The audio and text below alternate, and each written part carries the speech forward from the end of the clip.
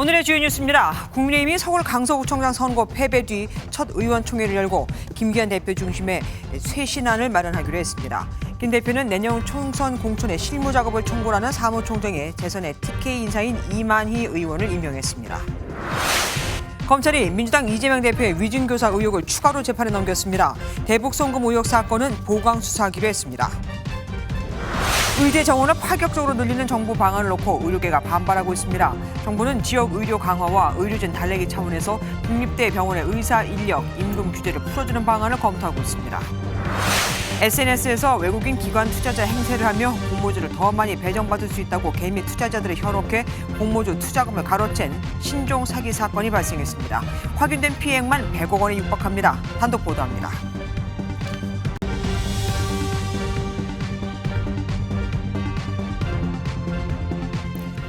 서울 강서구청장 보궐선거 참패로 수습책 마련에 분주한 국민의힘이 친윤 색채가 비교적 옅은 수도권 인물을 내세운 당직 인선을 단행했습니다. 김기현 대표는 수직적이라는 비판이 나왔던 당정 관계도 새로 정립하겠다고 했죠. 단지 대통령 말을 잘 듣는 여당이 아닌 민심을 전달하는 주도적인 역할을 하겠다는 건데, 그런데 당 내부 일가에선 실망스럽다는 평가가 나옵니다. 새 당직 인선을 알리자 김기현 대표 쫓겨나겠네라고 쓴 메시지가 카메라에 포착된 것도 그런 맥락인데요. 인선안에 대한 당 관계자의 적나라한 반응이 이렇게 또 알려지게 되네요. 오늘 뉴스7 첫 소식 노태현 기자가 준비했습니다. 김기현 대표가 앞으로 여당이 주도적 역할을 하겠다고 선언한 건 정부뿐만 아니라 대통령실과의 관계도 포함됩니다. 어제 4시간 넘게 진행된 의원총회에서 강서구청장 선거 완패 요인으로 수직적 당정 관계가 지목되자 당의 체질 개선에 나섰습니다. 당과 정부, 대통령실과의 관계를 보다 건강하게 하겠습니다. 민심과 동떨어진 사안이 생기면 그 시정을 적극적으로 요구하여 수도권 인사를 전면에 배치한 2기 지도부 인선도 발표했습니다. 경기도의 삼선 유이동 의원을 정책위의장에, 재선 김성원 의원을 당 싱크탱크인 여의도 연구원장에 배치했습니다. 공천 실무를 총괄하는 사무총장에는 TK 지역 재선 이만희 의원, 지명직 최고위원회는 시각장애인인 비례대표 김예지 의원을 임명했습니다. 늘 긴장하고 국민들의 변화의 몸짓 하나하나에 예민하게 반응할 수밖에 없기 때문에 하여튼 저희는 모든 상황을 심각하게. 여당의 혁신과 관련해 대통령실은 윤석열 대통령도 참모진에게 국민과 현장, 당정 소통을 더 강화하라고 주문했다고 밝혔습니다. 국민의힘은 총선 준비기구와 인재영입위원회를 출범시키는 등 조기 총선 체제로 전환해 위기론 극복에 나선다는 계획입니다. MBN 뉴스 노태현입니다.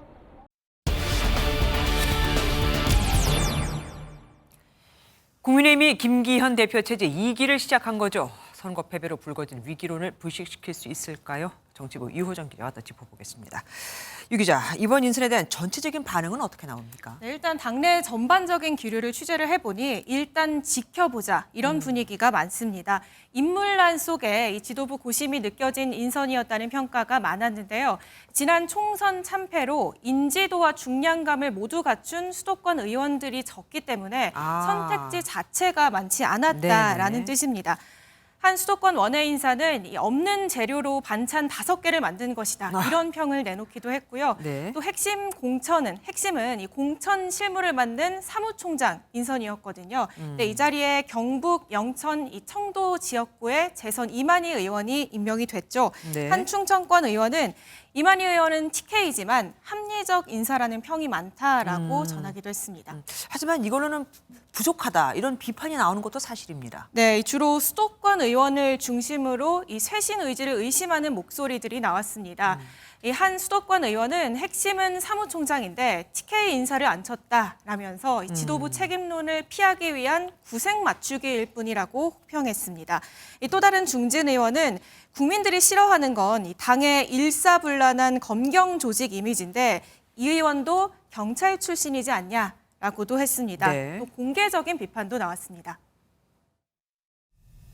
아내의 유혹처럼요. 이렇게 장서희 씨가 점 하나 찍고 탕평 인사라고 하는데 지금 사람 바꿔서 될 일인가? 이 와중에 또 적나라한 내용의 문자 메시지가 노출되기도 했습니다. 네, 맞습니다. 이 조수진 최고위원과 이 김성호 여의도연구원 부원장의 카카오톡 대화 내용이 취재진에 포착이 된 건데요.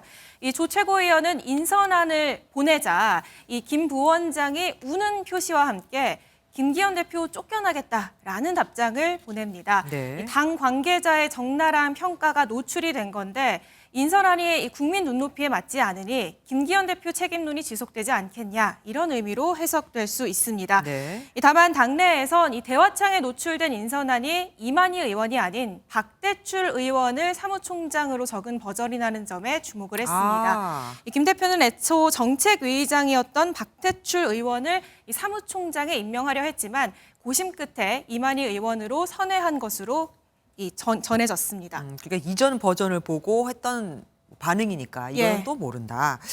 대통령의 국정 운영 방식도 변화해야 된다. 이런 목소리들이 있는데 인선안 나온 거에 대해서 대통령실에서는 뭐라고 나온 게 있습니까? 예, 대통령실 핵심 관계자는 국민 요구에 당이 응한 것이다라고 평가를 했습니다. 윤석열 대통령이 당정 소통을 더 강화하라라고 주문한 것에 대해서는 당정을 더 활성화하자는 것이라고 설명을 했습니다. 당의 목소리를 받아들이는 형식으로 이 대통령의 국정 운영 방향이 민생 중심으로 변화해 갈 것이라는 전망이 나옵니다. 오늘 이준석 전 대표가 국회에 왔는데 웬일이에요? 눈물을 보였습니다. 예, 이준석 전 대표 기자회견을 열고요. 윤석열 정부의 지난 오류를 인정하고 당정의 국정 운영 기조를 바꿔야 한다고 촉구를 했는데요. 회견 도중에 감정을 추스르지 못하는 모습도 보였습니다. 한 해병대 병사의 억울함이 반복되지 않도록 엄정한 수사를 하고자 했던 박정훈 해병대 대령의 모습은 성형을 두지 않고 수사했던 한 검사의 모습과 너무나도 다 있었습니다. 예, 이 전 대표 앞서 강서구청장 선거 과정에서 당을 강도 높게 비판했었죠. 이를 두고 안철수 의원은 악마의 눈물쇼를 보여줬다며 이 탈당할 명분을 쌓으려는 단계가 보인다고 평가하기도 했습니다. 안 의원은 이 전 대표가 당을 비아냥대고 조롱했다며 이 제명 서명 운동을 현재 진행하고 있습니다. 집안 싸움이 정말 끊이질 않네요. 지금까지 이호정 기자와 함께했습니다. 수고하셨습니다. 한국토지주택공사 LH에 대한 국정감사에서는 순살 아파트 이 사태를 놓고 여야가 간만에 한 목소리를 냈습니다. 공급 부족으로 최근 부동산 시장이 다시 불안해지는 것도 도마 위에 올랐습니다. 안병옥 기자가 함께했습니다. 여야 의원들은 LH가 2년 전 땅 투기 사태로 쇄신을 약속했지만 결과적으로 또다시 부실 시공과 정관 특혜 의혹이 드러났다며 일벌백계를 촉구했습니다. 시간이 갈수록 숨어있던 적폐들이 새롭게 확인되고 있는 모양새입니다. LH 직원들은 관리 부실에 대한 징계를 한 명도 안 받아요. 이게 신의 직장 아니고 뭐겠습니까? 특히 처벌은커녕 자체적으로 포상잔치를 여는가 하면 순살 아파트 사태 이후 LH 본사와 인천본부가 업무 간담회 목적으로 쓴 법인 카드액이 10억 원이 넘는다고 의원들은 질타했습니다. LH 사장은 설계, 시공 등 모든 과정을 전문 기관에 맡기겠다며 연신 고개를 숙였습니다. 앞으로 이와 같은 일이 재발하지 않도록 설계, 시공, 감리 등 전 프로세스를 강도 높게 쇄신하고 개선할 것을. LH의 올해 주택 착공이 목표치에 비해 저조하다는 지적도 나왔습니다. 윤석열 정부의 주택 공급에 그 공공임대주택이 11%밖에 안 됐어요. 목표치 달성할 수 있겠습니까? 건설과 공급 모든 면에서 사실상 낙제점을 받고 있는 LH. 최근 5년간 2030 청년 직원 600여 명이 조직을 떠나 안팎으로 위기를 맞고 있습니다. MBN 뉴스 안병욱입니다. 검찰이 백현동 개발 특혜 의혹에 이어 이번엔 위증교사 혐의로 민주당 이재명 대표를 또 기소했습니다. 나흘 만인데 이제 이 대표는 받고 있는 재판만 3개가 됩니다. 쌍방울 대북송금 사건은 처음 사건을 담당했던 수원지검으로 이송해 보강 수사하기로 했는데 만약에 이것까지 지소가 된다면 재판은 4개, 그러니까 일주일에 4번씩은 법원에 가야 하는 거죠. 박은치 기자가 보도합니다. 검찰이 이재명 더불어민주당 대표를 위증교사 혐의로 추가 기소했습니다. 지난 12일 백현동 특혜 의혹을 먼저 기소한 지 나흘 만입니다. 지난 2002년 이 대표는 특혜 분양 사건으로 김병량 당시 성남시장을 취재하던 KBS 최철호 PD와 공모해 검사를 사칭한 혐의로 2004년 12월 벌금 150만 원을 확정받았습니다. 이후 2018년 5월 경기지사 후보 TV토론에서 누명을 썼다는 취지로 말해 허위사실 공표 혐의로 재판에 넘겨졌습니다. PD가 사칭하는데 제가 옆에 인터뷰 중이었기 때문에 제가 그걸 도와줬다는 누명을 썼습니다. 검찰은 이 대표가 같은 해 12월 김 전 시장의 수행 비서였던 김모 씨에게 재판에서 위증을 해달라고 요구했다고 보고 있습니다. 김 씨가 당시 상황을 알지 못한다고 여러 차례 말했는데도 이 대표가 위증을 계속 요구해 결국 김 씨가 기억과 다르게 허위 증언했다는 겁니다. 민주당은 정적 죽이기의 끝판을 보여주고 있다며 불쾌감을 드러냈습니다. 윤석열 정부는 군사 독재 정권을 능가하는 야당 탄압, 인권 침해로 기네스북에 오르려고 합니까? 검찰은 백현동 특혜 의혹, 위증교사 혐의와 함께 구속영장 청구서에 함께 기재한 대북 송금 의혹은 수원지검으로 다시 이송했습니다. MBN 뉴스 박은채입니다. 검찰의 이재명 대표 위증교사 혐의 별도 기소 뉴스 추적해 보겠습니다. 심가연 기자와 함께합니다. 어서 오십시오. 위증교사 의혹은 백현동 의하고 따로 기소를 한다는 소식 전해드렸습니다. 야권에서는 살라미 햄 전술이냐고 따집니다. 그러니까 얇게 이렇게 조금씩 쪼개서 여러 번 재판에 넘긴다. 그래서 야당 대표를 괴롭히려는 전술 아니냐 이렇게 주장하고 있거든요. 네, 그런 비판이 많은 게 사실인데요. 일단 검찰은 서로 본질적으로 다른 사안이라 이렇게 처리했다고 설명했습니다. 검찰은 백현동을 지방자치 권력이 민간과 유착해서 벌인 시정농단으로 규정을 했었죠. 대장동 건과 구조가 비슷하고 관련자도 겹치는 만큼 병합해서 한 재판에서 이재명 대표의 배임 행위를 강조하겠다는 취지로 보이는데요. 네. 하지만 위증교 사건은 이미 대법원에서 최종 무죄가 나온 검사 사칭 사건에서 파생한 데다 시기부터 지난 2018년 경기지사 재직 시절로 대장동 위례 백현동과 직접적인 관련은 없습니다. 네. 따라서 다른 재판에 묻기보다 위증 요구를 받은 수행비서와 함께 별도로 다루는 취지라고 설명했습니다. 재판 결과를 좀 더 빨리 받아보려는 의도라는 말도 있던데요. 법조계선 그런 분석도 나오는데 아무래도 다른 두 건에 비해서 구조가 단순하고 혐의가 비교적 확실하기 때문입니다. 네. 구속영장을 기각한 판사조차도 혐의는 충분히 소명되었다고 본 만큼 재판이 신속하게 진행돼서 빠르면 내년 총선 전에 1심 결과를 받아볼 수도 있다는 전망입니다. 네. 검찰 안팎에서는 구조가 단순한 위증교사 재판 1심에서 빨리 유죄 판단을 받아서 이를 나머지 수사의 동력으로 삼을 것이라는 예상이 제기됩니다. 반면 백현동 건과 대장동 의혹은 둘이 병합될 경우 각 사안이 워낙 복잡해서 1심에만 1, 2년은 걸릴 것이라는 전망입니다. 꽤 차이가 많이 나는군요. 대북 송금 의혹은 구속영장 청구를 중앙에서 했죠. 그런데 수사는 다시 또 수원으로 넘겼습니다. 왜 그런 거죠? 이 사건의 관련자 수사는 아무래도 수원지검에서 계속 진행해온 점을 고려했다는 게 검찰의 설명입니다. 현재 이화영 전 경기평화부지사 등 관련자 전원이 수원지법에서 재판을 받고 있기도 하고요. 수원지검에는 이 대표 관련 의혹 규명을 위한 특별 수사팀까지 꾸려져 있는 만큼 이곳에서 보강 수사를 거쳐서 기소할 것으로 보입니다. 이번에 위증교사 혐의까지 재판에 넘겨지면 이재명 대표 정말 법원에 너무 자주 가게 되는 거 아닙니까? 네, 오늘 기소는 현 정부 들어서 이 대표에 대한 4번째 기소였습니다. 이로써 이 대표가 받을 재판은 공직선거법 위반 사건과 대장동 위례 성남FC의 위증교사까지 더해서 모두 3개로 늘었습니다. 여기에 쌍방울 대북 송금 의혹까지 재판에 넘겨지면 최대 4개로 늘어날 수도 있습니다. 네. 일주일에 3번 이상 꼬박꼬박 법원 출석을 해야 하는 만큼 대표직 수행에도 차질이 우려되는 상황입니다. 그냥 나간다고 끝이 아니잖아요. 거기 나가기 위해서 준비도 많이 해야 될 것이고 정말 우려가 큽니다. 지금까지 심가현 기자와 함께했습니다. 고맙습니다. 다음 소식입니다. 가자 지구 안엔 무장단체 하마스가 3만 명 있다지만 250만 명에 달하는 민간인도 있죠. 지상군을 투입하기 직전 일시적으로 이집트 국경의 유일한 통로를 재개방한다는 소식이 전해졌습니다. 이들이 피난 갈 수 있도록요. 하지만 이스라엘과 하마스는 이를 또 전면 부인했습니다.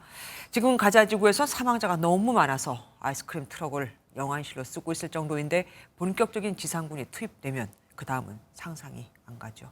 장동건 기자가 보도합니다. 로이터 통신은 미국과 이집트, 이스라엘이 일시적 휴전에 합의했다고 보도했습니다. 가자지구 남쪽에서 이집트로 통하는 유일한 탈출구인 라파 검문소를 8시간 동안 재개방한다는 설명이었습니다. 앞서 블링컨 미 국무장관과 압델 파타 엘시시 이집트 대통령 간 회담에서 논의가 있었던 것으로 보입니다. We're putting in place with the United Nations, with Egypt, with Israel, with others, the mechanism by which to get the assistance in and to get it to the people who need it. 하지만 보도 후 이스라엘 총리실은 휴전은 없다는 성명을 냈고 하마스 측도 휴전 합의와 관련한 정보가 없다고 밝힌 것으로 전해졌습니다. 이 때문에 통로가 개방되더라도 강대강 대치는 이어질 것이라는 관측도 나옵니다. 가자지구 최전선에는 이스라엘군 탱크와 병사들이 속속 집결하고 있습니다. הם נכונים לפעול בכל רגע כדי למגר את מפלצות הדמים שקמו עלינו לכלותנו. 연일 이어진 교전에 양측 사망자는 4,000명을 넘었는데 가자지구에선 영안실이 모자라 아이스크림 트럭까지 동원하고 있습니다. ومع هذه الثلاجات أيضا فإن الأعداد زيادة عن الطاقة الاستيعابية لكل الثلاجات الأساسية والاحتياطية ويبقى في الخيام قرابة 20 إلى 30 جثة يوميا زيادة عن الطاقة الاستيعابية لهذه الثلاجات. 게다가 임신부 5천여 명을 포함해 주민 50만 명가량이 아직 대피하지 못한 것으로 알려져 지상전이 시작되면 대규모 인명피해가 예상됩니다. MBN 뉴스 장동건입니다. 이스라엘은 북쪽으로는 레바논과 시리아와 맞닿아 있는데 여기서도 전운이 짙어지고 있습니다. 특히 레바논 내 반이스라엘 무장정파 헤즈볼라는 하마스와 이번 이스라엘 공격을 같이 준비했다는 보도까지 나온 상황. 이미 이스라엘 쪽으로 미사일을 발사하기도 했죠. 이쪽으로 이슬람 혁명 수비대까지 이동하고 있다는 소식이 전해지며 제2의 전선이 형성되고 있습니다. 이어서 송정 기자가 보도합니다. 레바논에 있는 무장정파 헤즈볼라의 군사시설이 순식간에 사라집니다. 현지 시간 16일 이스라엘 군대가 헤즈볼라를 겨냥한 공습 장면을 공개했습니다. 하루 전날 이란의 대리인으로 불리는 헤즈볼라가 이스라엘 북부 슈툴라 마을을 공습하자 보복에 나선 겁니다. בשעה האחרונה בוצע ירי מלבנון לעבר היישוב שתולה. ישנם הרוג וכמה נפגעים בקרב אזרחינו.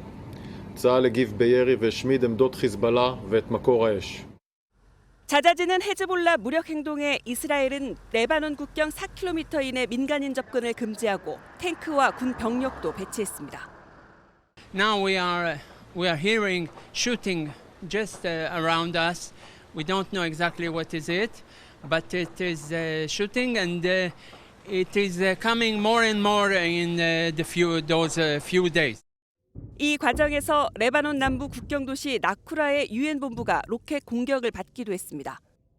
이스라엘은 시리아 알레포 국제공항에 미사일을 발사하는 선제 공격에도 나섰습니다. 이란 무기가 헤즈볼라에 전달되는 것을 막고 시리아를 지원하는 이란군 조직 혁명수비대를 견제하려는 차원입니다. 헤즈볼라 주축으로 전선이 주변국으로 확대하자 이란의 직접 개입 가능성도 높아지고 있습니다. 이란의 이슬람 혁명수비대가 이스라엘 국경으로 이동 중인 것으로 알려지면서 중동 전쟁으로의 확전 우려가 더 커지고 있습니다. MBN 뉴스 송주영입니다. 미국도 이란의 개입으로 인한 확전 가능성을 언급했습니다. 하마스가 완전히 제거돼야 한다면서도 이스라엘의 가자지구 재점령은 큰 실수가 될 것이라고 바이든 미국 대통령이 말한 것도 확전 방지를 위한 것으로 풀이됐는데 블링컨 미 국무장관은 나흘 만에 다시 이스라엘로 날아갔습니다. 그만큼 급하다는 겁니다. 워싱턴에서 최준학 특파원이 보도합니다. 제이크 설리번 미 백악관 국가안보보좌관은 CBS 인터뷰에서 이란이 어떤 형태의 직접 개입을 택할 가능성도 배제할 수 없다고 밝혔습니다. 이란의 대리자인 헤즈볼라 개입 가능성까지 우려한 것으로 이스라엘군은 실제 대비 작전에 들어갔습니다. We need to be prepared. I would highly recommend that Hezbollah watch very closely what is happening to Hamas and their organization in Gaza as we speak. 이처럼 이란의 개입과 이스라엘의 지상전 투입 가능성이 커진 상황에서 미국의 중동 전쟁 확산 방지를 위한 마지막 외교전도 전개됐습니다. 바이든 대통령은 팔레스타인 자치수반과 통화하고 블링컨 국무장관은 사우디아라비아 실세 무함마드 빈 살만 왕세자와 만나 민간인 안정과 중동 안정 방안을 논의했습니다. 특히 나흘 만에 다시 이루어지는 블링컨 장관의 이스라엘 방문이 확전 여부에 최대 분기점이 될 전망입니다. 그만큼 중동 현지 상황이 급하게 돌아가고 있고 이스라엘의 지상전 투입 여부를 결정할 마지막 논의가 될 가능성도 커졌습니다. 한편 존 커비 백악관 조정관은 미국인 인질 구출에 대해 미군 지상군 투입 계획이나 의향은 없다면서도 어떤 방안을 더하거나 빼지 않을 것이라고도 말했습니다. 이런 가운데 네타냐후 이스라엘 총리가 바이든 대통령을 초청했다는 현지 언론 보도가 나와 또 한 번의 중동 전쟁 확산 방지 계기가 될지에도 관심이 쏠립니다. 워싱턴에서 MBN 뉴스 최종락입니다. 이스라엘과 하마스의 무력 충돌이 격해지면서 이 싸움은 중동을 넘어섰습니다. 세계 곳곳에서 증오 범죄가 기승을 부리고 있거든요. 미국에선 팔레스타인계 6살 소년이 무슬림이라는 이유로 70대 남성에게 20차례 넘게 흉기에 찔려 숨지는 일까지 발생했습니다. 서영수 기자입니다. 끔찍한 사건이 벌어진 곳은 미국 시카고 인근의 작은 마을입니다. 70대 남성이 자신의 집에 새들어 살던 팔레스타인계 6살 소년과 소년의 어머니에게 흉기를 휘둘렀습니다. Attempted to choke her and said, "You Muslims must die," and attempted to stab her and stabbed her. 소년의 어머니는 가까스로 도망쳤지만 소년은 20곳 이상을 흉기에 찔려 결국 목숨을 잃었습니다. 피해자들은 이슬람 교도라는 이유로 잔인한 공격의 대상이 됐다는 사실이 경찰 조사 결과 드러났습니다. We are peaceful people. We are educated people. We are not criminals. 바이든 대통령은 이 사건에 충격을 받았다며 이슬람교에 대한 모든 형태의 편견과 증오를 거부해야 한다고 강조했습니다. 하지만 이스라엘과 하마스 간 무력 충돌 이후 전 세계 곳곳에서 유대인과 무슬림을 향한 증오 범죄가 확산하는 분위기입니다. 지난 13일에는 이스라엘 주중 대사관 직원이 대낮에 베이징 한복판에서 흉기에 찔리는 사건이 발생했습니다. 유럽 주요 도시에선 이스라엘과 팔레스타인을 지지하는 대규모 시위가 계속되면서 시위대 간 충돌 우려도 커지고 있습니다. MBN 뉴스 서영수입니다. 내일부터 베이징에서 이틀간 열리는 1대1로 포럼에서 시진핑 중국 국가주석과 푸틴 러시아 대통령이 만납니다. 그간 양국은 이스라엘 팔레스타인 전쟁에 대해 그 누구 편도 들지 않았죠. 이번에 어떤 말이 오갈까요? 베이징에서 윤석정 특파원입니다. 베이징 시내 지하철역에서 경찰이 시민을 대상으로 불심 검문을 합니다. 거리엔 무장 군인들이 경계 근무 중이고 수십 미터마다 민간 방범대원들이 보초를 서고 있습니다. 삼엄한 경비 속에 열리는 1대1로 10주년 정상회담에서 시진핑 주석과 푸틴 러시아 대통령이 만납니다. 지난 3월 시 주석의 러시아 국빈 방문 이후 7개월 만입니다. Конечно, председатель Си Цзиньпин совершенно другой человек. Он основательный, спокойный, но деловой и надежный партнер. Вот, если мы с ним о чем-то договариваемся, можно быть уверенным в том, что наши договоренности будут исполняться с обеих сторон. 관심을 끄는 건 이스라엘과 하마스 간 전쟁을 놓고 중재자 역할을 자처했던 두 정상이 공통된 입장을 내놓을지입니다. 러시아는 유엔 안보리에 휴전 결의를 제안했고 중국은 이번 주 중동의 특사를 파견해 당사국들과 연쇄 회동에 나설 예정입니다. 以色列有建国的权利，巴勒斯坦同样有建国的权利。以色列人得到了生存的保障，巴勒斯坦人的生存谁来关心？ 두 정상은 이 밖에 우크라이나 문제를 포함한 국제 정세를 논의하고 양국의 전략적 협력 강화를 통한 미국 견제에 한 목소리를 낼 것으로 보입니다. 베이징에서 MBN 뉴스 윤석정입니다. 다음 소식입니다. 외국인 기관 투자자는 개인보다 훨씬 더 많은 공모주를 받을 수 있습니다. 부럽겠죠. 그런데 누군가 나에게 기관 투자자에 끼워주겠다며 돈을 챙겨가고는 갖가지 이유를 대며 투자금을 돌려주지 않는다. 어떨까요? 신종 사기 수법인데 확인된 피해자만 50명, 피해 금액은 벌써 100억 원에 달합니다. 최은미 기자가 단독 보도합니다. 하반기 상장 종목 중 가장 유망하다는 평가를 받았던 두산 로보틱스. 투자자 A씨는 스스로를 외국인 기관 세력이라고 소개한 이들로부터 솔깃한 제안을 받습니다. 개인은 1억 원을 예치해도 공모주를 몇 주밖에 배정받지 못하는데 자신들은 더 많이 받을 수 있으니 투자하라는 겁니다. 우리는 맥쿼리 증권이라는 데고 기관 세력이랑 3자 연합을 해서 이걸 사는 거기 때문에 많은 주식을 배정받고 우리는 이렇게 현혹을 시키더라고요. 실제로 그들을 통해 배정받은 주식은 2만 5천 주, 주식 가격만 5억 원에 달했습니다. 2만 5천 주를 받는다고 하니까 그때는 이거 한 방이면 끝이다 이런 생각이 막 든 거죠. 그래서 억지로 돈이 없지만 정말 빌리고 꾸역꾸역 넣어가지고 대출까지 받고 했는데 상장 당일 150% 상승하며 7억 원 넘는 수익을 얻는 소위 대박을 터뜨렸고 뒤이어 다른 공모주도 수억 원어치 배정받으며 한 달여 기간 동안 총 16억 원의 수익을 거뒀습니다. 그런데 돈을 찾을 때가 되자 말이 달라집니다. 수익의 10%를 먼저 수수료로 내야만 돌려받을 수 있다는 겁니다. 1억 6천을 내라는 거예요 또. 근데 제 돈이 다 거기 들어가 있는데 빼질 못하고 또 내라고 하니까 이제 황당한 거죠. 원래는 그냥 일반적인 상식이면은 그걸 제하고 주면 되는 거잖아요. 수수료를 낸 투자자도 있었지만 또 다른 명목으로 돈을 더 요구할 뿐 투자금을 돌려받지 못했습니다. 알고 보니 공모주 배정부터 벌어들인 수익까지 모든 게 가상의 시스템에서 꾸민 가짜였습니다. A씨와 똑같은 방식으로 당한 피해자는 확인된 수만 50명, 피해액은 100억 원에 육박합니다. 1인당 평균 2억 원, 많게는 8억 4천만 원까지 투자했다 돌려받지 못한 투자자도 있습니다. 안정적인 수입이 보장되는 공모주 특성상 투자가 몰린 겁니다.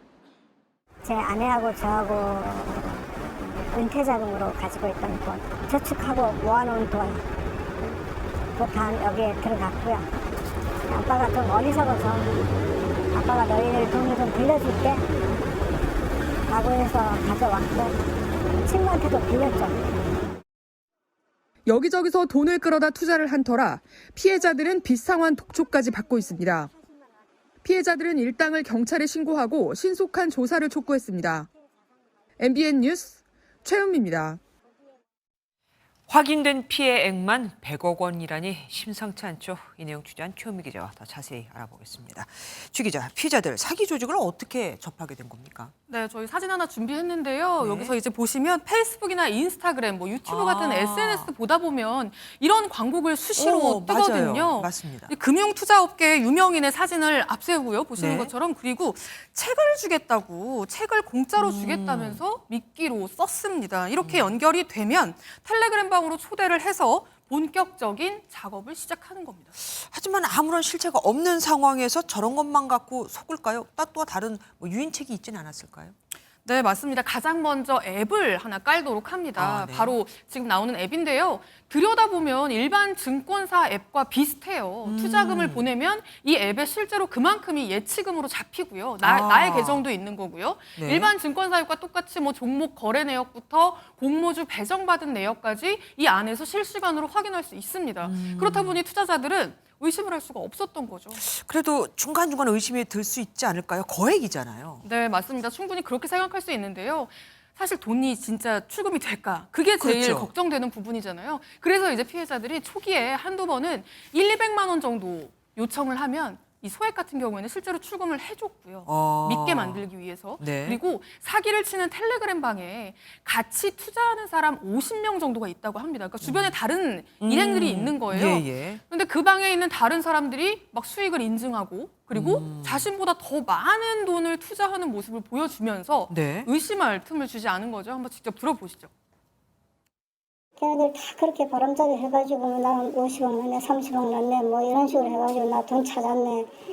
이게 다 거짓말했던 것 같아요. 네, 심지어는 공모주 배정을 만주, 2만주씩 하니까 자금이 부족해서 나는 이거 다 받지 못하겠다. 절반만 받겠다. 그러면 그럼 나머지 사람들도 모두 배정을 못 받게 된다. 당신 때문에 이 나머지 49명이 피해를 입게 된다. 다 억울해진다 하면서 압박을 했다고 합니다. 그런데요, 더 충격적인 사실은 그 방에 있는 50명 중에 피해자 1명을 제외한 나머지 49명은 모두 한패였습니다. 네? 그러니까 1명을 속이기 위한 50명 세상에. 투자자 방이 피해자 숫자만큼 존재했던 겁니다. 와, 그러니까 한 명을 속이기 위해서 49명이 저렇게 짰던 겁니다. 네, 맞습니다. 외국인 기관 세력을 사칭했다고 아까 뉴스에서 전해드렸는데 실제로 외국인들은 공모지를 더 많이 받을 수 있는 게 맞습니까? 네, 바로 그 부분이 범죄에 이용이 된 건데요. 실제로 사기의 결정적인 빌미가 됐던 두산 로보틱스 같은 경우에는 해외 기관 투자자에게 390만 주를 따로 배정을 했습니다. 물론 해외 기관끼리도 경쟁을 해야 하지만 개인들이 하는 것보다는 훨씬 경쟁률이 낮겠죠. 네. 이렇다 보니 나는 외국인이라 왕창 받을 수 있으니 받아서 너한테 몇만 주 줄게 라고 하면 솔깃할 수밖에 없는 겁니다. 들어보시죠. 네네. 공모주라는 그거에 전부 다 그냥 다 당한 것 같아요. 공모주만 한다고 해서 그냥 들컹 이만큼 튀어서 수령을 주다 보니 사람들도 이제 어쩔 수 없이 돈을 한번 넣었어요. 그러고 나서 갑자기 수익이 이만큼 생긴 것 같아 혹해질 수밖에 없죠. 네, 그런데요. 가장 큰 문제는 일당들이 지금도 여전히 같은 광고글을 올려서 사람들을 끌어모으며 지금 이 순간에도 사기를 치고 있다는 겁니다. 정말 머리 좋고 부지런한 사기꾼이 요즘에 왜 이렇게 많죠? 지금까지 최은미 기자와 알아봤습니다. 고맙습니다. 과외 앱으로 알게 된 20대 여성을 살해하고 시신을 훼손해 유기한 정유정에 대한 두 번째 공판이 열렸습니다. 검찰의 모든 공소 사실을 인정한 정유정은 자신도 함께 죽으려고 했으며 그 사람과 같이 죽으면 좋은 부모 아래서 환생할 수 있을 것 같아서 범행을 저질렀다고 주장했습니다. 안진우 기자가 보도합니다. 모자와 마스크로 얼굴을 가린 한 남성. 재판에 정인으로 출석한 정유정의 할아버지입니다. 이혼한 부모를 대신해 정유정을 20년 넘게 홀로 키운 할아버지였지만 정유정은 초등학교 때 할아버지에게 폭행을 당한 적이 있다고 변호인의 질문에 답했습니다. 정유정의 할아버지는 불우한 가정사에 대해 설명하고 법정을 빠져나갔습니다. 학대 이야기가 나왔는데 거기에 대해서 한 말씀 해주시죠. 이날 재판에서 정유정은 살인과 시신유기 등 검찰의 공소 사실은 모두 인정했지만 범행 동기에 대해서는 황당한 답변을 했습니다. 자신의 성장 과정에 대한 분노로 인해 사람을 죽인 것이 아니냐는 검찰의 신문에 정유정은 같이 죽을 생각이었고 마지막으로 이야기를 들어줄 사람이 필요했다고 주장했습니다. 이어 죽는다면 어떻게 된다고 생각했느냐는 재판부의 질문엔 같이 죽으면 환생이 있을 것으로 생각했다며 저도 같이 죽어서 엄마 아빠가 있는 존재가 됐으면 좋겠다고 생각했다고 답했습니다. 이날 재판에서 정유정은 또 맥주를 여러 병 마셔 술에 취해 피해자가 언제 죽었는지 잘 기억나지 않는다고 말했습니다. 정유정에 대한 3차 공판은 다음 달 6일 부산지법에서 열릴 예정입니다. MBN 뉴스 안진우입니다. 서울 종로 120년이 넘는 노포. 국내에서 가장 오래된 식당에서 불이나 점심 식사 중이던 손님 40여 명이 긴급 대피했습니다. 그런데 바람이 불어서 진화가 쉽지 않았습니다. 3시간 반이 지나서야 가까스로 그것도 큰 불길을 잡았다고 하거든요. 윤현지 기자가 취재했습니다. 희뿌연 연기 사이로 사람들이 뛰어나오고 잠시 후 골목 앞에 소방차가 들어섭니다. 오늘 낮 1시 40분쯤 서울 종로의 설렁탕집에 불이 나 3시간 반 만에 꺼졌습니다. 다행히 다친 사람은 없었지만 점심시간 식사를 하던 손님과 인근 가게 직원 등 45명이 대피하는 소동이 벌어졌습니다. 계산하는데 몰랐다고 있고 2만 원만 3만 원인데 5만 원짜리 해버렸어. 나도 몰라 정신없는데. 121년째 서울 종로에서 영업 중이던 이 설렁탕집은 서울시 음식점 허가 1호로 지정돼 SNS상 국내에서 가장 오래된 식당으로 잘 알려진 곳입니다. 1905년에 오픈해서 서울뿐만 아니라 우리나라에서 가장 오래된 식당이라고 할 수 있어요. 여기 국내에서 제일 오래된 집이죠, 저 집이. 여기 유명한 집인데 이 집이 관광객들도 많이 오고. 소방당국은 천장에서 불이 처음 시작된 것으로 보고 자세한 화재 원인을 조사 중입니다. MBN 뉴스 윤현지입니다. 경찰관이 몸을 가누지 못할 정도로 술에 취한 70대를 집까지 데려다 줬습니다. 여기까지는 미담이죠. 그런데 결과는 달랐습니다. 집에 간 지 10분 만에 경찰에 쏜 테이저건을 맞고 제압됐거든요. 무슨 일이 있었던 걸까요? 이한나 기자가 단독 취재했습니다. 인적이 드문 한 골목길에서 경찰관들이 한 남성의 양팔을 붙잡고 조심스레 걸음을 옮깁니다. 그런데 잠시 후 경찰차가 오더니 그 남성을 다시 태워갑니다. 불과 15분 전 경찰의 부축을 받았던 남성입니다. 경찰은 술에 취한 남성이 몸을 가누지 못한다는 신고를 받고 현장에 출동했습니다. 경찰은 이곳에서 만취한 70대 A씨를 집까지 직접 데려다 줬습니다. 하지만 A씨는 집에 들어가자 갑자기 경찰을 상대로 주방에서 가져온 흉기를 휘둘렀습니다. 결국 A씨는 테이저건을 맞아 제압됐고 특수공무집행방해 혐의로 구속영장 실질심사를 받았습니다. 낯을 좋아했어. 이게 딱 티가 나세요. 근데 사람은 뭐 나쁘지는 않은데 아마 술 마시고 그런 거. 다행히 경찰관과 집에 있던 A씨 아내는 다치지 않았고 A씨는 술에 취해 기억이 나지 않는다고 진술한 것으로 전해졌습니다. MBN 뉴스 이한나입니다. 그룹 G.O.D의 멤버 김태우 씨가 사설 구급차를 탔다가 벌금 500만 원을 확정받았습니다. 아파서 혹은 아픈 지인을 따라 탔다면 벌금은 내지 않았겠죠. 행사장에 빨리 가려고 사설 구급차를 이용했습니다. 노승환 기자가 보도합니다. 가수 김태우 씨는 2018년 3월 행사장에 가려고 사설 구급차를 이용했습니다. 경기도 고양시 일산 서구에서 서울시 성동구 행사장까지 구급차를 타고 갔는데 행사 대행업체가 운전기사에게 30만 원을 준 사실이 최근 검찰 수사로 확인됐습니다. 이 일은 당시 구급차를 운전했던 기사가 다른 사건으로 재판을 받는 과정에서 뒤늦게 드러났습니다. 상습 음주 무면허 운전으로 처벌 전력이 많았던 구급차 기사는 김 씨를 태울 때에도 무면허 상태였습니다. 검찰은 지난 3월 김태우 씨를 응급의료에 관한 법률 위반 혐의로 약식 기소했고 이어 8월 벌금 500만 원을 내라고 명령했습니다. 김 씨가 이를 받아들이고 정식 재판을 청구하지 않아 벌금액은 지난 5일 확정됐습니다. 김 씨는 5년 만에 드러난 부적절한 행동에 즉시 사과했습니다. 소속사 IOK 컴퍼니가 낸 입장문에서 이번 일로 많은 분께 심려와 실망을 끼쳐 죄송하다. 변명의 여지 없이 제 잘못임을 인정하며 깊이 반성한다고 밝혔습니다. MBN 뉴스 노승환입니다.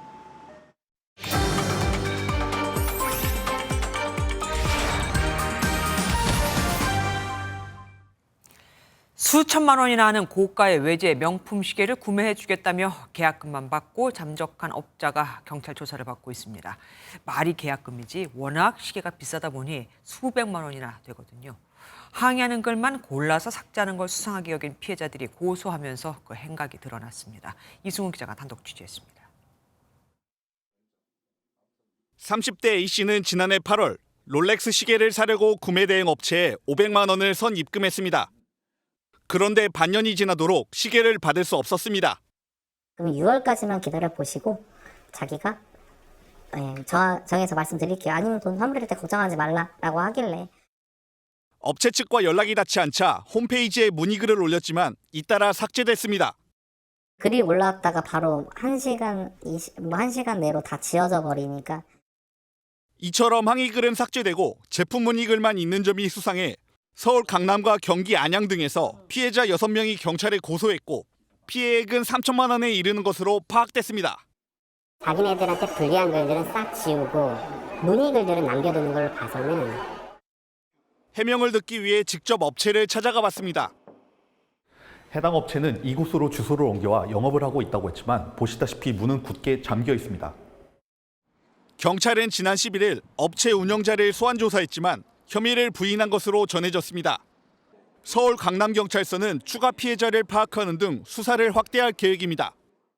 MBN 뉴스 이승훈입니다. 서울대병원 노조가 인력 충원과 임금 인상, 의료 공공성 강화를 요구하며 엿새째 파업을 하고 있습니다. 수술 등 필수 의료 분야는 가동 중이라지만 파업이 장기화될수록 환자의 불편은 커질 겁니다.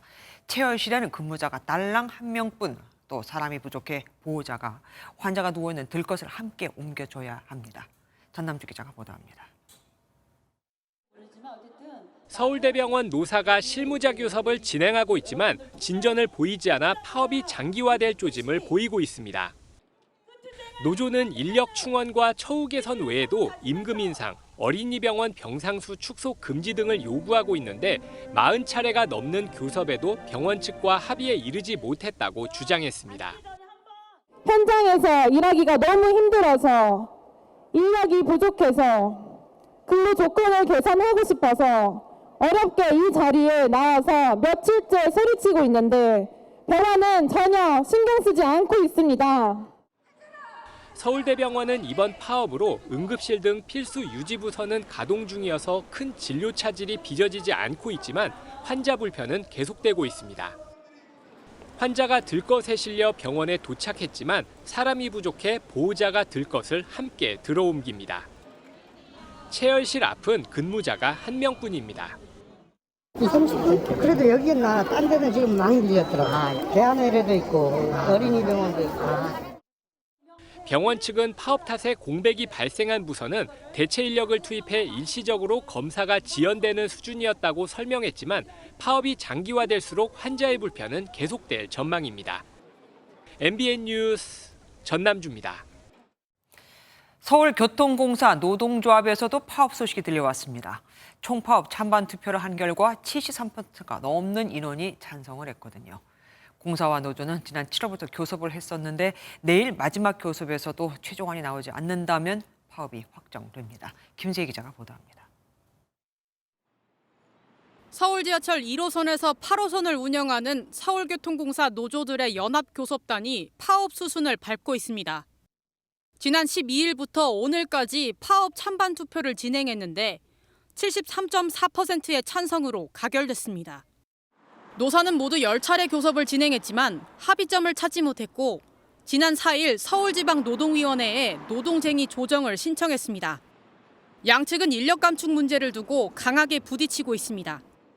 적자 상황을 해결하기 위해 오는 2026년까지 인원의 13.5%인 2천여 명을 감축하겠다는 공사의 방침에 노조가 반발하는 겁니다.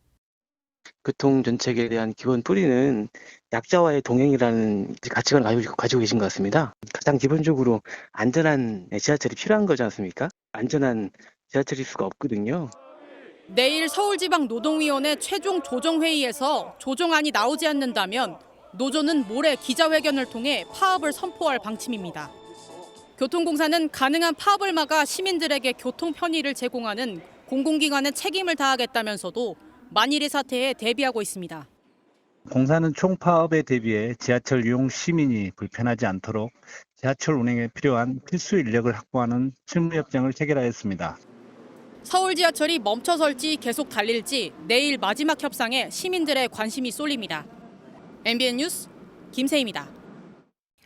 육아휴직에서 복귀한 여직원을 승진해서 탈락시킨 사업주에게 정부가 처음으로 시정 명령을 내렸습니다. 남성도 육아휴직을 쓴다지만 지금은 여성이 남성보다 육아휴직을 훨씬 더 많이 쓰기에 성차별이라고 판단한 겁니다. 육아휴직자를 승진해서 제외한다는 사내 규정 역시 차별이라고 못 박았습니다. 한성원 기자가 보도합니다.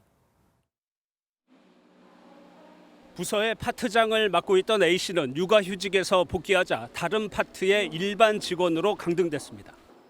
이로 인해 승진 부적합 판단을 받았고 결국 승진 대상에서 탈락했습니다. 앞서 지방노동위원회는 이 사례가 남성도 육아휴직을 사용하기 때문에 남녀 차별이 아니라고 봤지만 중앙노동위원회는 차별이라고 판단했습니다. 이 회사의 경우 여성이 육아휴직을 사용하는 비율이 2.7배 이상으로 현저히 높기 때문에 결국 여성에게 불리하다는 겁니다. 임금이나 승진 등에서 성차별을 당한 근로자가 시정을 요구할 수 있는 고용상 성차별 시정제도가 도입된 이후 첫 시정명령 판정입니다. 저출산 시대에 근로자가 좀 차별 걱정 없이 육아휴직을 자유롭게 사용할 수 있도록 하는 그런 남녀고용평등법의 취지를 다시 확인할 수 있었다. 동시에 중노위는 육아휴직자를 승진에서 제외한다는 사내 규정 역시 차별이라며 개선하라고 요구했습니다. 복직을 했을 때 제가 업무 공백으로 인해서 승진이나 이런 부분에 영향이 있을까 걱정이 되고 사업주는 정당한 이유 없이 시정명령을 이행하지 않으면 1억 원 이하의 과태료를 내야 합니다. MBN 뉴스 한성원입니다. 경남도 교육청이 지난 3월 재판에 넘겨진 창원 간첩단의 연계 단체들한테 평화통일교육 명목으로 8년에 걸쳐서 2억 6천만 원이 넘는 보조금을 지급한 것으로 드러났습니다. 더 황당한 건 세금을 받은 이 단체들이 어떤 강사들을 불러 학생들에게 어떤 수업을 했는지 교육청이 제대로 확인도 검증도 못했음에도 계속해서 보조금을 지급해왔다는 겁니다. 박유영 기자가 단독 보도합니다. 최근 4년간 경남교육청 지원을 받아 학생들에게 통일교육을 해온 A단체가 북한 핵개발을 이해해야 한다며 공식 SNS에 올린 영상입니다. Did you know that the U.S. did so much damage in North Korea? Are you surprised that a sovereign nation would look into creating nuclear weapons? 경남교육청은 박종훈 교육감 취임 이듬해인 2015년부터 A단체 등 3곳에 평화통일 교육을 맡겼습니다. 모두 검찰이 올해 초 이른바 창원 간첩단을 기소할 당시 연계단체로 지목한 곳들입니다. 실제 창원 간첩단 핵심 인물로 구속 기소된 성모 씨는 A단체를 대표해 보조금을 신청하는 등 서로 밀접한 관련이 있기도 합니다. 세 곳이 8년간 한 해도 빠짐없이 보조금 대상에 선정되면서 지급된 금액은 2억 6,500만 원. 경남교육청은 편향된 교육이 이뤄지지 않은 걸 다 확인했다고 강조했지만 간첩단이라고 이야기되는 그 사람들이 학생들에게 반미, 친북 이런 것을 가르치거나 한 그런 것은 저희들이 찾을 수 없었고 정작 강사 명단과 현장에서 사용된 교육자료, 학생들 수업 결과물 등은 각 단체가 없다고 해서 확보하지 못했다고 설명했습니다. 실적 자료가 없어가지고 사실은 호치만 찍어가지고 이렇게 하면 한 장밖에 없으니까 결과물은 한 장짜리 이런 거 가지고 저희가 이제 판단할. 특히 A단체의 경우 반국가 단체로 분류되는 조총련계 출신 인사의 강연과 조국 방문 명목으로 북한을 오가는 조선학교 학생들과의 교류 등을 주선한 만큼 우려스럽다는 반응이 나옵니다. 이 단체들에 대한 지원 배경이나 그동안의 사업 관리를 어떻게 해왔는지에 대한 철저한 검증이 필요하다고 봅니다. 경남교육청 측은 담당 부서에서 충분히 살펴봤다며 추가 점검 계획은 없다고 전했습니다. MBN 뉴스 박영입니다. 중앙정부부처나 지자체는 감사원으로부터 처분 통보를 받으면 현행법상 2달 이내에 처리하고 그 결과를 보고해야 합니다. 그런데 최근 10년 동안만 따져봐도 이를 지키지 않은 곳이 너무 많습니다. 그 결과 610억 원의 국고가 회수되지 못했죠. 더 큰 문제는 그럼에도 이를 처벌할 법적 근거조차 없다는 겁니다. 김순철 기자가 보도합니다. 조선시대 한옥마을의 모습을 간직한 전남 보성군의 강골마을입니다. 지난 2017년 보성군은 국고 보조금으로 향토문화관 설립을 추진했지만 문화재청은 국가지정문화재 보호구역이라며 허가를 안 내줬습니다. 2020년 계약을 해지한 보성군은 7억 원의 보조금 잔액을 반납하지 않는 등 2017년부터 2021년까지 모두 9개의 사업에 대해 18억 원을 정산하지 않은 것으로 드러났습니다. 추경위 예산 반영해가지고 반납할 계획이에요. 아직 추경위 예산이 안 세워져서 그런 거예요. 이행 중인 거죠. 차차 이렇게 해서 이행 중.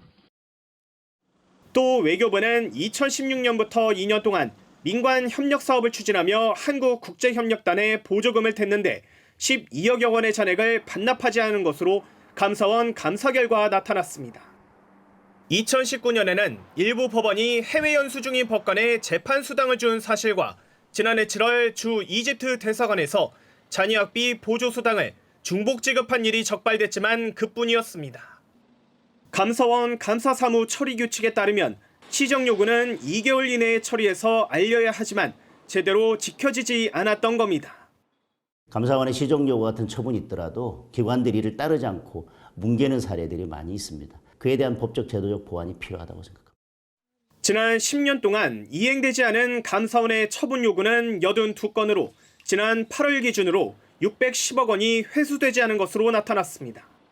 MBN 뉴스 김순철입니다.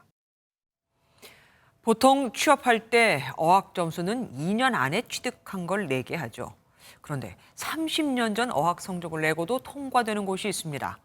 대통령의 외교를 수행하는 제외공관장, 특임공관장 얘기입니다. 강용 기자가 단독 보도합니다. 장하성 주중대사는 경제 전문가였지만 임명 당시 이른바 중국통이 아니란 평가를 받았습니다. 중국에 대한 전문성은 물론 중국어 실력에도 의문이 제기되면서 보은성 인사 논란이 일었습니다.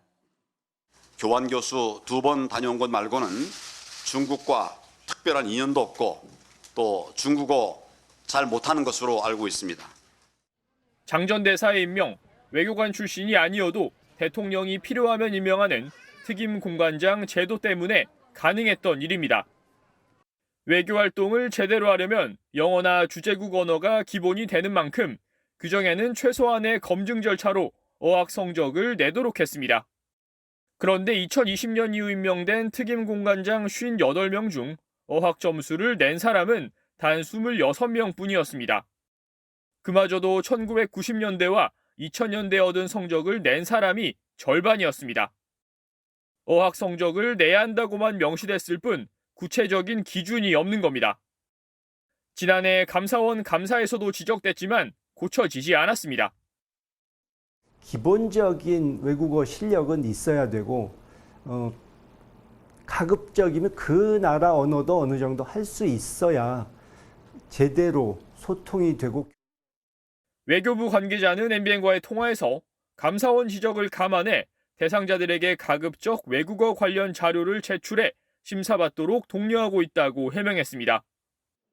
특임 공관장이 정치권 인사들의 낙하산 창구로 활용된다는 비판을 피하려면 기본적인 자격부터 갖춰야 한다는 지적입니다. MBN 뉴스 강영호입니다. 이태원 참사 1주기를 앞두고 서울광장에 다시 분향소가 차려졌죠. 29일까지 2주간 추모 기간이 선포된 가운데 양경수 민주노총 위원장은 유가족들과 손잡고 참사 책임을 끝까지 묻겠다고 했습니다. 제대로 책임진 자가 없다면서요. 그런데 민주노총이 여기 왜? 라는 목소리도 나옵니다. 김민수 기자가 보도합니다. 이태원 참사 유가족 협의회가 희생자들의 영정사진 앞에 모여 앉았습니다. 오늘부터 10월 29일까지는 집중 추모 기간으로 정하고 이태원 참사를 기억하고 추모할 것입니다. 유가족들은 참사 1주기가 코앞인데도 진상규명이나 책임자 처벌이 제대로 안 됐다고 지적했습니다. 그러면서 올해 안에 이태원 참사 특별법이 제정돼야 한다고 목소리를 높였습니다. 이번 집회에는 민주노총 양경수 위원장도 참석해 12구 이태원 참사의 책임자 처벌을 강력히 요구했습니다. 특히 양 위원장은 이태원 참사 특별법 제정에 협력하겠다고 약속했습니다. 이번 금요일부터 민주노총은 전국을 돌면서 11월에 있을 노동자 대회를 준비합니다. 전국에 있는 많은 노동자들에게 이태원 참사의 진상규명과 책임자 처벌 특별법 제정을 위해 나서자고. 유가족 협의회도 민주노총과 연대하면서 압박의 수위를 높일 계획입니다. 사회적 약자들이 다 뭉쳐서 연대를 해서 목소리를 내고 그리고 사회의 여러 가지 문제점들에 대해서 지적을 해주고 수정을 하게끔 하는 것이 대한민국의 발전을 위해서 필요한 것이다라고. 민주노총은 오는 18일 윤석열 정권 퇴진 총궐기 집회를 예고했습니다. 강서구청장 보궐선거 참패에 이어 총선을 앞둔 정부와 여당으로선 적지 않은 부담이 될 것으로 보입니다. MBN 뉴스 김민수입니다. 오비 맥주가 맥주 출고 가격을 평균 7% 가까이 올렸는데 이게 웬일입니까? 생맥주를 식당에서 사는 도매 가격은 20% 이상 뛰었습니다. 그럼 식당 메뉴판에 적히는 맥주 가격은 얼마나 오르게 될까요? 김도영 기자입니다. 직장인들이 자주 찾는 서울 을지로의 한 맥주 골목입니다. 이곳의 한 호프집 사장은 요즘 납품받는 맥주 가격이 올라 고민입니다. 맥주 가격을 올려야 하는데 올릴 시기만 저울질하고 있습니다. 원래는 한 4만 7천 원 정도 하는데 지금은 3천 원씩 한 6만 원이 되어버리는 거죠. 또 안 올까 싶어서 불안해서 또 못 올리고. 오비 맥주가 주요 제품 출고가를 평균 6.9% 올렸지만 일반 식당과 호프집에서 납품받는 맥주 가격은 20% 이상 오른 곳이 많았습니다. 한 맥주 도매상에게 받은 가격 인상 통보 문자를 살펴보니 생맥주 한 통 가격이 20% 올랐습니다. 한 프랜차이즈 호프집은 최근 500cc의 3,000원대였던 맥주 가격을 4,500원으로 올렸습니다. 퇴근하고 나서 간단하게 맥주 한 잔 먹는 게 낙이었는데 가격이 오르다 보니까 좀 부담스럽다고 하더라고요. 그래서 요즘에는 이제 퇴근하고 편의점에서 맥주를 사서 집에서 먹는 경우. 주류업계 관계자는 유통 과정에서 유통 마진이 붙다 보니 공장 출고가보다 높은 가격이 형성되는 것 같다고 설명했습니다. 출고가 인상률은 한 자리지만 도소매를 거치며 실제 소비자 부담은 눈덩이처럼 불어날 전망입니다. MBN 뉴스 김도형입니다. 2030 세계 엑스포 결정을 40여일 앞둔 지금 프랑스 파리는 K-컬처의 인기가 대단합니다. 유럽 최대 공연장에서 2만 명이 참석한 K-팝 콘서트가 열렸는데 아침부터 여기 들어가기 위해 선줄이 1km가 넘습니다. 프랑스인들이 따라 부르는 한국어 노래와 춤은 정말이지 인상적이었죠. 세계 엑스포 투표권을 가진 각국 엑스포 대사들도 여기 대거 참석했습니다. 프랑스 파리에서 최윤영 기자가 전해왔습니다. 유럽 최대 공연장 파리의 랜드마크 라데팡스 아레나입니다. 이곳에서는 K-팝 콘서트가 열리는데 6시간 전인데도 관람객들의 줄은 끝이 안 보입니다. 기다리는 줄을 따라가 봤더니 1km도 넘습니다. 공연을 기다리면서 같이 노래 부르고 춤추고 공연장 밖 라데팡스 동네 전체는 하루 종일 K-팝으로 들썩였습니다. Depuis 7h du matin. J'aime bien la K-pop, ça doit faire 5 ou 6 ans que j'écoute de la K-pop et du coup j'avais hâte de venir. I love Korea. La Corée. Oh yes. K-pop, K-drama, tout de Corée. Korean culture have really saved so much lives, like mine and mine. 부산 엑스포 홍보대사인 가수 싸이가 11년 만에 파리의 모습을 드러내자 2만 2천여 명을 수용한 공연장은 환호와 열기로 가득 찼습니다. 이번 K-팝 콘서트에는 국제박람회 기구 BIE 대사들뿐 아니라 프랑스 파리의 각계 각층 인사들 200여 명이 초청됐습니다. K-팝으로 세계가 하나 될 수 있다는 메시지를 전달한 이 공연은 한국이 엑스포를 유치하기에 충분하다는 K-컬처의 힘을 보여줬다는 평가입니다. K-팝은 이제 새로운 세계를 만들고 있습니다. 오늘 이 공연을 통해서 K-팝은 세계 소통의 창이고 2030 부산 엑스포는 세계 연대의 축이라는 점에서 또 하나의 기적의 가능성을 현지에서는 K-컬처와 외교 라인을 총동원한 유치 노력이 지속되면서 초반 사우디아라비아에 밀렸던 열세를 뒤집고 충분히 해볼 만하다는 자신감이 넘치고 있습니다. 프랑스 파리에서 MBN 뉴스 최윤영입니다. 지난 3월 서울 강남에서 가상화폐 투자 실패를 이유로 여성을 납치해 살해한 이경우, 황대한과 범죄 자금을 제공한 유상원, 황은희에게 검찰이 사형을 구형했습니다. 검찰은 서울중앙지법에서 이들의 강도살인 등 혐의 결심 공판에서 유족의 아픔을 조금이라도 달랠 수 있기를 진심으로 바란다며 엄벌의 필요성을 강조했습니다.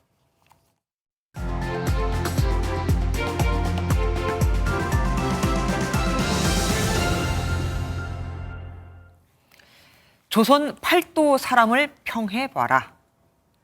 조선을 세운 태조 임금 이성계가 하루는 개국공신 정도전에게 팔도 사람들의 기지를 말해보라고 합니다. 경기도는 경중미인, 거울 속에 비친 미인, 충청도는 청풍명월, 맑은 바람과 밝은 달, 전라도는 풍전세류, 바람 앞에 하늘거리는 버들, 경상도는 숭죽대절, 소나무나 대나무 같은 굳은 절개, 강원도는 아마노불, 바위 아래 늙은 부처, 황해도는 춘파투석, 봄 물결에 던져진 돌, 평안도는 산림맹호, 산속의 용맹한 호랑이. 이렇게 사자, 품평을 하던 정도조는 그러나 태조의 고향 함경도에 대해선 평을 하지 못합니다. 태조의 제초계 정도조는 이전 투구, 진흙밭에서 싸우는 개라고 말했고 왕의 안색이 바뀌자 함경도는 석전경우, 돌밭을 가는 소와 같은 우직한 품성도 갖고 있습니다라고 덧붙여 가까스로 위기를 모면하죠. 그런데 바로 지금 자기 이익만을 위해서 볼성사납게 이전 투구가 벌어지는 곳이 있습니다. 종로구 의회입니다. 작년 7월 출범한 직후부터 장기 휴업 상태거든요. 그것도 감투싸움으로요. 갈등은 의장 선거 때 민주당 소속이던 구의원이 경선에서 떨어지자 국민의힘으로 이적을 하면서 시작됩니다.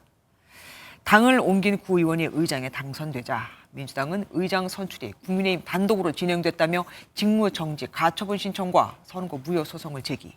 싸움이 길어지며 종로구 의회는 출범 후 15개월 동안 의원 전원이 출석한 회의는 딸랑 9차례, 조례를 통과시킨 회의도 5번일 뿐 정도로 사실상 마비가 됐거든요. 이 고래 싸움에 새우등 터진다고 이들의 감투 싸움에 희생되는 건 애꿎은 서민입니다. 종로구가 의회에 제출한 307억 원 규모의 추경 예산안은 심사도 받지 못해 취약계층 복지사업 등은 올 스톱. 구청이 발의한 조례 19건도 처리가 안 돼 이대로 두면 내년부터 구민 대상 의료급여 사업은 중단이 돼버립니다.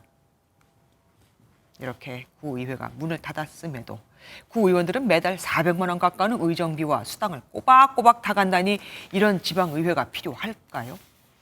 지금 이들의 행태는 우리는 없어도 되는 사람입니다라는 걸 보여주는 반증밖에 더 되나요? 지금 고성이 또 막말이 오가는 여의도 국회를 보면 이래서 윗물이 맑아야 아랫물이 맑다고 하는구나 싶기도 합니다. 정도 전에 이전 투구란 말에 안색이 변했던 이성계. 하지만 저 정도 되면 진흙탕 개싸움이라고 대놓고 말해도 안색이 변하긴커녕 아마 아무 말도 못하지 않을까요? 김주아의 그런데 오늘은 종로구 의회 이전 투구였습니다. 스포츠 뉴스입니다. 슈퍼팀을 구성한 프로농구 부산 KCC가 다른 팀들의 공공의 적으로 떠오른 가운데 개막을 앞두고 각 구단 대표 선수들이 비장의 출사표를 던졌습니다. 김한준 기자가 보도합니다. 프로농구 10개 구단 사령탑들이 꼽은 가장 강력한 우승 후보는 KCC였습니다. KCC가 강력한 우승 후보라고 생각하고 있고요. 그냥 셉니다. 그냥 KCC 하겠습니다. 국가대표급 라인업을 구축해 슈퍼팀이라고도 불리는 KCC는 10표 중 7표를 받았습니다. 미디어데이에 유일하게 정장을 입고 오지 않을 정도로 여유를 뽐낸 KCC 허웅은 이런 부담감을 즐기겠다고 다짐했습니다. 저 빼고 모든 분들이 다 정장을 입고 계셔가지고 되게 당황했고요. 경기에서는 후회 없이 경기를 할 생각이고 최대한 여유 있게 즐기면서 할 생각입니다. 2년 연속 챔피언 결정전에 오른 경험의 SK도 두 팀의 지목을 받을 정도로 경계 대상이었습니다. 정규리그는 이제 54경기를 하다 보니까 잘 될 때도 있고 안 될 때도 있고 이런 게 있는데 플레이오프에 올라가서는 확실히 경험이 제일 중요하다고 느꼈던 게 디펜딩 챔피언 정관장은 객관적 전력이 약화된 탓에 우승 후보로 거론되지 않았습니다. 저희가 작년에도 우승 후보라는 얘기도 못 들었고 그런 얘기를 들을 때마다 각자 의지가 좀 불타는 것 같아서 그 부분은 일단 이번 시즌 들어가면은 꼭 보여드릴 수 있도록. 오프 시즌 기간 어느 때보다 굵직한 이슈가 많았던 프로농구는 이번 주 토요일부터 6개월간의 열전에 돌입합니다. MBN 뉴스 김한준입니다. 내일 베트남전을 앞두고 대표팀 주장 손흥민이 밝은 표정으로 훈련을 소화했습니다. 운동장에 나오자마자 문선민과 환하게 웃으며 패스를 주고받은 손흥민은 동료들과 함께 가볍게 몸도 풀었는데요. 클린스만 감독은 손흥민의 출전 여부는 물음표라고 했지만 내일 경기에서도 환한 웃음을 볼 수 있길 기대합니다. 내일 아침 출근길은 오늘보다 더 쌀쌀하겠습니다. 바람까지 강하게 불면서 내일 아침 서울이 8도로 올가을 들어 가장 춥겠고요. 대관령은 1도선에 그치는 등 강원 내륙과 산지는 얼음이 어는 곳도 있겠습니다. 내일 하늘은 맑게 드러나겠습니다. 오전까지 내륙에는 안개가 끼는 곳이 많겠습니다. 자세한 지역별 내일 기온입니다. 중부지방 낮 기온은 서울이 20도, 강릉이 22도, 남부지방도 광주 21도, 부산 23도까지 오르겠는데요. 전국적으로 아침 기온은 오늘보다 크게 낮아지겠지만 낮에는 오늘만큼이나 따스해서 일교차가 크겠습니다. 주 후반에는 비가 내리겠습니다. 오는 목요일과 금요일에 걸쳐 전국 곳곳에 비가 내리겠는데요. 이 비가 그치고 서울 아침 기온은 5도 아래로 낮에도 15도 아래로 떨어지는 등 올가을 들어 가장 춥겠습니다. 내셨습니다. 안녕하세요. 김주하입니다. 공정하고 신속한 MBN 뉴스 유튜브를 통해서도 만나보실 수 있습니다.